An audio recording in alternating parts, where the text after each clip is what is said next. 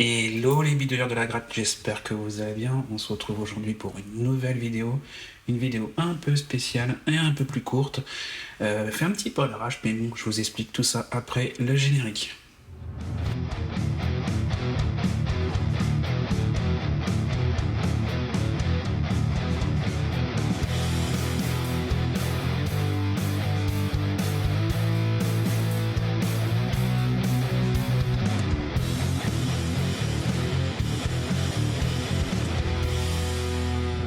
Comme je vous l'avais proposé il y a quelques temps lors de mes dernières vidéos, je vais vous faire aujourd'hui un petit peu la visite de mon shop et de mon atelier.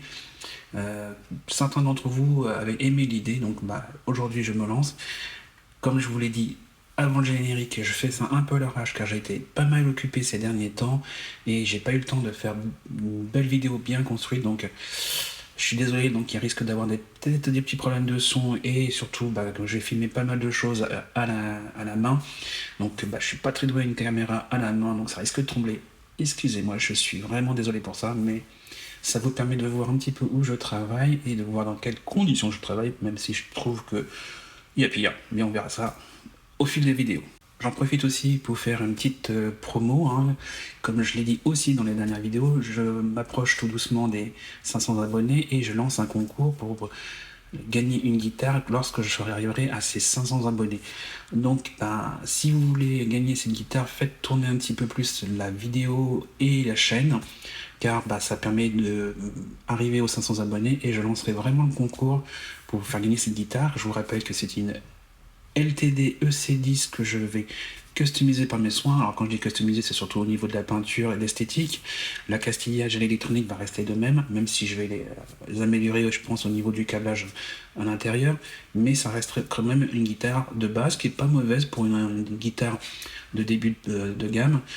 Voilà. Donc faites tourner les vidéos, faites tourner la chaîne, et ça vous permettra peut-être de gagner cette guitare. Comme j'ai dit au début de la vidéo, je vous ai proposé ces derniers temps de visiter mon atelier et mon shop. Donc on va commencer tout simplement par la visite de l'atelier.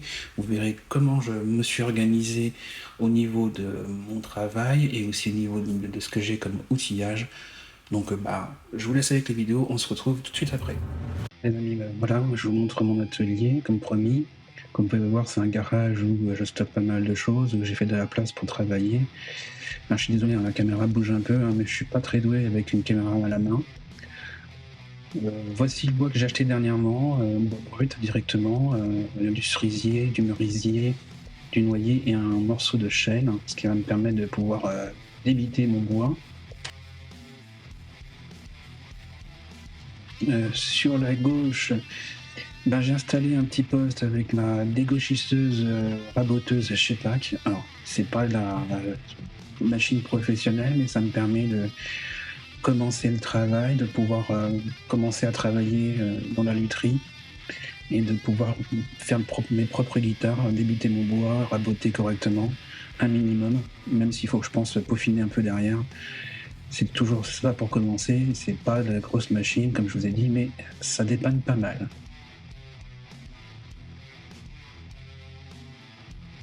Dans l'avenir, je pense que j'en rachèterai une beaucoup plus performante et je séparerai la dégauchisseuse et la raboteuse. Là, c'est un établi que j'avais construit et qui n'est pas très stable, mais qui m'a pas mal dépanné au début. Ça fait un deuxième poste de travail pour pouvoir encoller tranquillement les bois, les guitares, sans que ça me gêne pour pouvoir travailler sur mon établi principal. Donc ça fait un peu de rangement en plus, c'est pratique, voilà.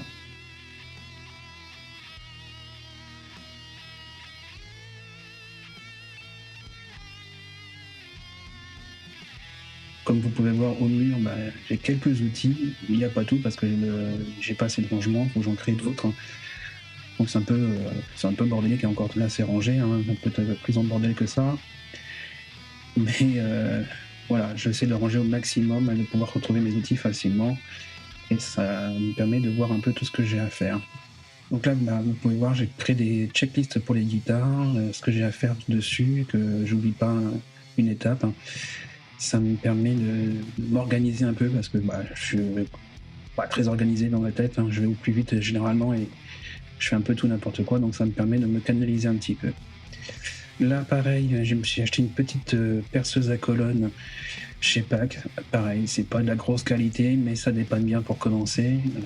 Dans l'avenir, j'investirai aussi dans une très belle perceuse à colonne, parce que ça facilite pas mal le travail sur pas mal de choses. Donc, bah voilà. Donc, comme vous pouvez le voir, hein, j'ai posé ça sur un meuble où il y a plein de rangements en dessous. Là, c'est mon établi principal, c'est un établi de récup que j'ai solidifié un peu plus. C'est à améliorer, hein, c'est l'établi vraiment de récup. Pour commencer, un jour, je me ferai un vrai bel établi avec pas mal de choses pratiques dessus pour pouvoir travailler. J'ai mis un étau, pareil, bricolé un peu. C'est pas du gros étau, mais ça me dépanne pas mal pour tenir pas mal de choses. Pour commencer, ça aide.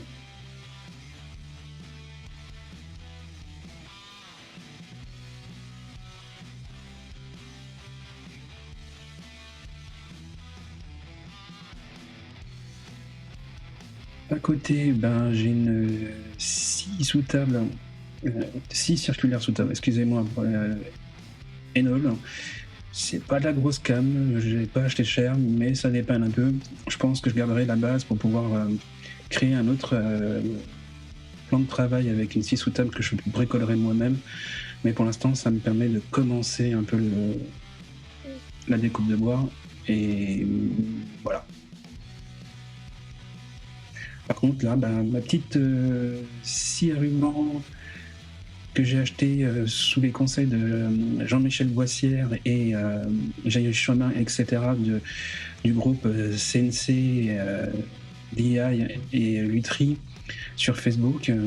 Ils m'ont conseillé ce modèle de chez Makita et franchement, c'est très pratique. Ça me permet de travailler tout ce qui est découpe pour les gabarits, même la découpe des corps et des manches. J'avais une petite scie sauteuse et j'arrivais jamais à faire des découpes propres droites. La lame partait toujours un peu en biais. Là, ça me permet de travailler avec une meilleure précision. Bien sûr, derrière, il faut travailler avec les gabarits pour que ça soit encore plus joli, mais ça me fait gagner pas mal de travail et de qualité de travail. Là, c'est tout mon étagère avec ce qui est en cours, le stock de bois, de gabarits qui sont prêts à être travaillés. Là, vous voyez, il y a quelques guitares avec les gabarits qui sont en cours.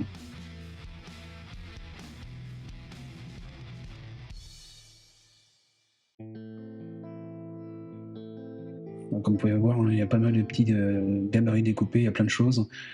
Faut que je range un petit peu, c'est un peu le bordel, mais voilà, ça va le faire.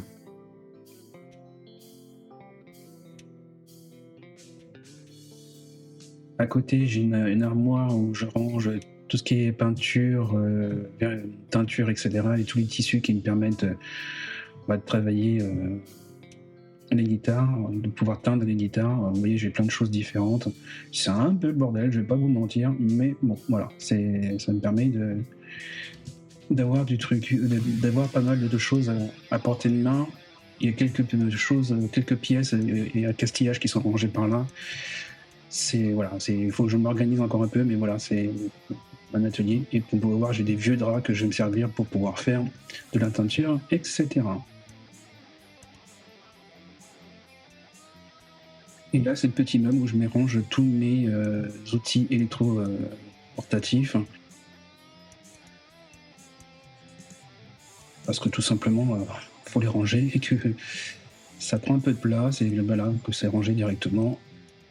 Ce petit placard, j'ai quelques trucs. Comme vous pouvez voir, moi je pose ça un peu à l'arrache pour le moment parce que faut que je m'organise un peu mieux dans tout ça. Voilà les amis, c'est là où je travaille. Vous voyez un petit peu comment je m'organise. Je pense que ça peut être encore optimisé parce que tout simplement je débute et je vois ce qui m'arrange, ce qui est plus pratique, mais ça me permet déjà de bricoler pas mal. Je pense que j'ai déjà pas mal de place et pas mal de choses pour commencer à bien travailler, même si certaines machines ne sont pas au top, ça me permet d'avancer. Voilà, on se retrouve tout de suite. Comme vous pouvez le voir, J'ai organisé ça un peu comme j'ai pu par rapport à mon garage, bien sûr, parce que mon atelier c'est un garage et j'ai pas mal de choses que je stocke aussi dans un coin. Je trouve quand même que j'ai de la place, donc, mais dites-moi en commentaire comment vous travaillez, ceux qui travaillent le bois, quel espace vous avez pour l'atelier et qu'est-ce que vous avez comme machines, outils, etc. Car ça m'intéresse de savoir si moi je peux m'organiser un peu mieux et avoir des bonnes petites astuces, si vous avez des idées d'organisation qui pourraient marcher un peu plus.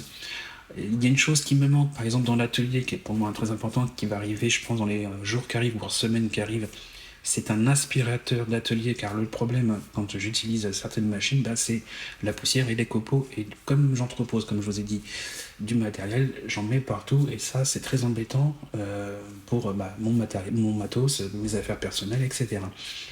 Donc c'est pour ça que c'est organisé comme ça pour le moment, pour pas trop en mettre partout sur mes affaires. Ça va venir, je pense, dans les semaines qui arrivent, le temps de mettre un petit peu de sous de côté, car comme je vous ai dit il n'y a pas longtemps, j'ai refait des travaux dans le shop, donc les budgets sont un peu plus serrés. En tout cas, vous, quelles sont vos conditions de travail? Comment vous êtes organisé? Quel espace vous avez pour travailler? Comment vous avez optimisé votre plan de travail, etc. Donc, dites-moi ça en commentaire, ça m'intéresse, puis on peut en débattre, on peut trouver des idées ensemble, c'est toujours intéressant. Pareil, je vous ai proposé de voir un petit peu le shop où je tatoue et je travaille aussi les derniers réglages de guitare ici. Donc on va passer à la vidéo du shop. Pareil, je suis encore désolé, c'est caméra à la main, je suis pas doué avec ça, donc je m'en excuse encore une fois, mais je vous laisse avec la vidéo et on se retrouve tout de suite après. Et oui les amis, comme promis, voilà, je vais faire le petit visite du shop et du showroom guitare. Alors c'est une petite visite, la déco n'est pas encore complètement finie, il y a des choses qui vont s'améliorer au fur et à mesure du temps, mais comme promis, je vous ai fait une petite vidéo pour vous montrer un peu l'ensemble de mon espace de travail, si je puis dire. Et d'ailleurs, vous verrez que je travaille dans des conditions vraiment horribles. Vous allez voir, j'aime beaucoup le shop, mais c'est difficile quand même. Bon, allez, je tourne la caméra et je vous montre tout ça. Alors comme vous pouvez voir les amis, voilà mon accueil tout simplement. Là, on est à l'entrée, on rentre directement. Vous êtes accueillis par cette petite pièce un peu lounge avec un canapé de petits fauteuils bien sympa.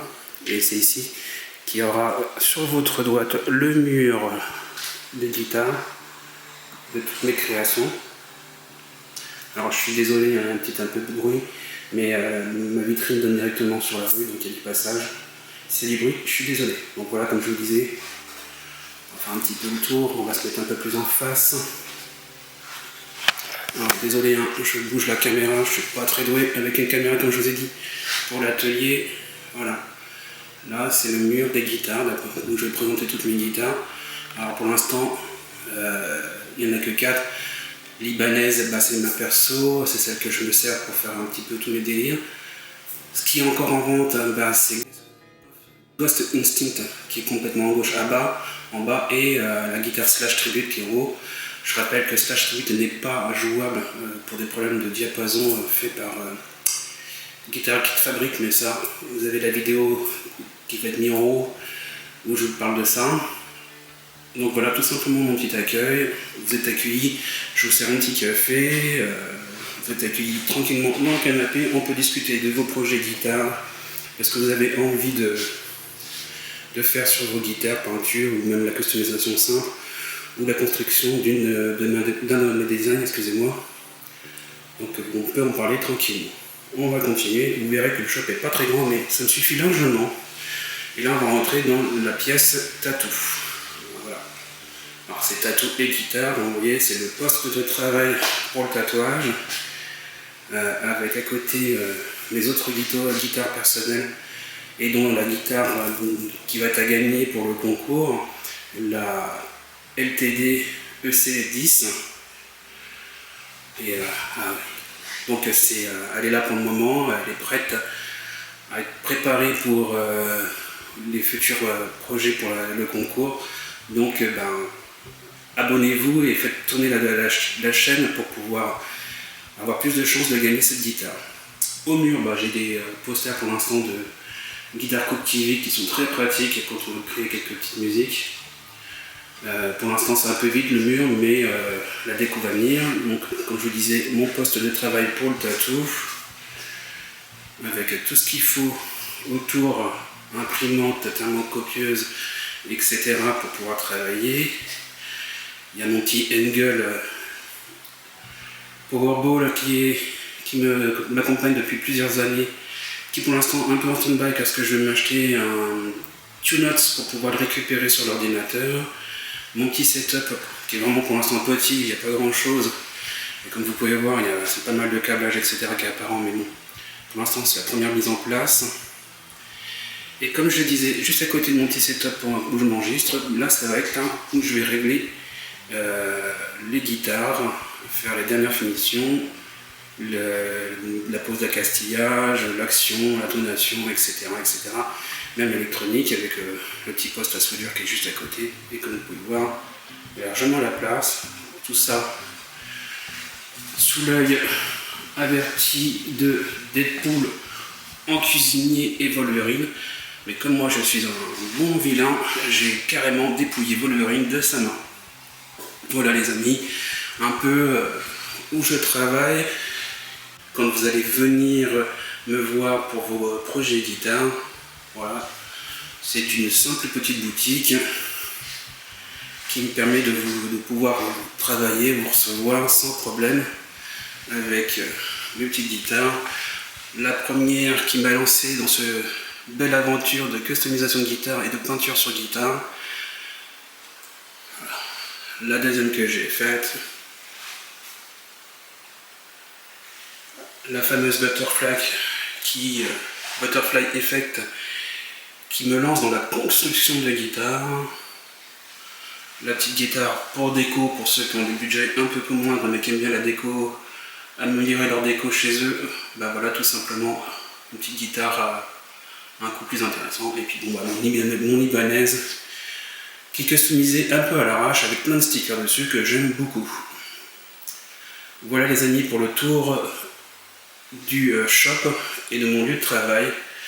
Dites-moi ce que vous en pensez en commentaire, un peu de tout ça. Et est-ce que vous êtes prêts à venir me rejoindre pour discuter de vos projets guitare? Allez, on se retrouve. Voilà, qu'est-ce que vous pensez un peu de mon shop? C'est accueillant ou c'est franchement pas terrible?